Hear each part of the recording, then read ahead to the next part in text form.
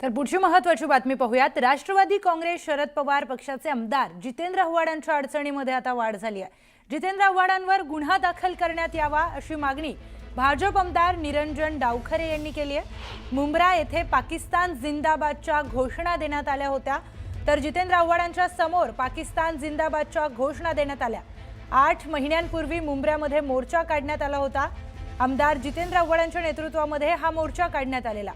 शमीम खान या पदाधिकाऱ्याने पाकिस्तान जिंदाबादची घोषणा दिली। या प्रकरणामध्ये आता भाजपने उडी घेत आमदार जितेंद्र आव्हाड यांच्यावर गुन्हा दाखल करण्याची मागणी केली आहे।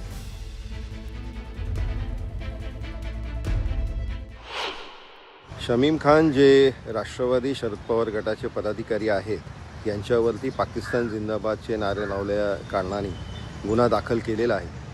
खरं तर हे जो मोर्चा होता ज्याच्यामध्ये त्यांनी ही घोषणा दिली, ही जितेंद्र आव्हाड यांच्या नेतृत्वामध्ये तो मोर्चा काढला गेला होता आणि त्यांच्या समक्ष हे घोषणा दिले गेलेत।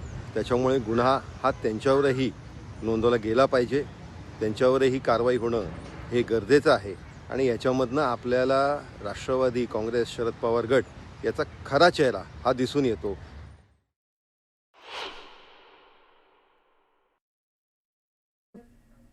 तर पाकिस्तान जिंदाबादच्या घोषणा देण्यात आल्या होत्या, त्यामुळे जितेंद्र आव्हाडांवर गुन्हा दाखल करावा अशी मागणी भाजप आमदार निरंजन डावखरे यांनी केली आहे। त्यांच्याशीच आपण थेट बोलणार आहोत। आपल्या सोबत आमदार निरंजन डावखरे आहेत। सर, आपली पहिली प्रतिक्रिया।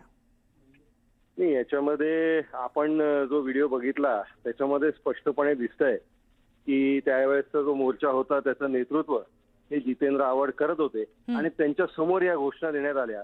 त्याच्यामध्ये कुठेही त्यांनी ते घोषणा थांबवण्याचाही प्रयत्न केला नाही, हे त्या व्हिडिओमध्ये स्पष्टपणे दिसतंय। आणि त्याच्यामुळे हिंदुत्वाबद्दलचा त्यांचा द्वेष हे सगळ्यांना माहितीच आहे, पण आपल्या देशाबद्दलही याबद्दलची भावना त्यांची या व्हिडिओमधनं आपल्याला स्पष्ट दिसून येते।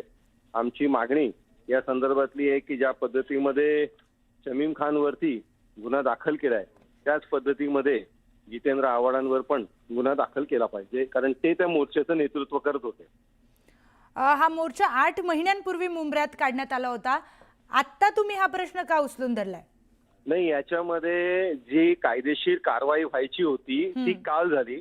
आपण जर बघितलं तर सातत्याने पाठपुरावा करून FIR जो दाखल झालाय तो FIR काल दाखल झालाय आणि त्याच्यामुळे या संदर्भातली आम्ही मागणी करतोय।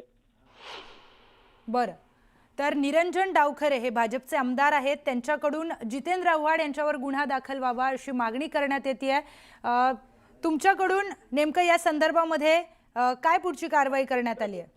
मी मुळात शमीम खान याच्यावरतीच फक्त ती कारवाई होण्या इतपत अपेक्षित नव्हतं। याच्यामध्ये त्या FIR मध्ये जितेंद्र आव्हाडांचंही नाव यायला पाहिजे होतं। त्या FIR मध्ये त्यांचं नाव का नाही या संदर्भातलं निवेदन आम्ही पोलीस आयुक्तांना देणार आहोत। पोलीस आयुक्तांना याच्यामध्ये मागणी करणार आहोत की याच्यामध्ये त्यांचंही नाव नक्कीच करावं, कारण ते त्या तिकडे उपस्थित होते आणि त्यांच्या नेतृत्वात तो मोर्चा होता। निश्चितच सर, धन्यवाद आपण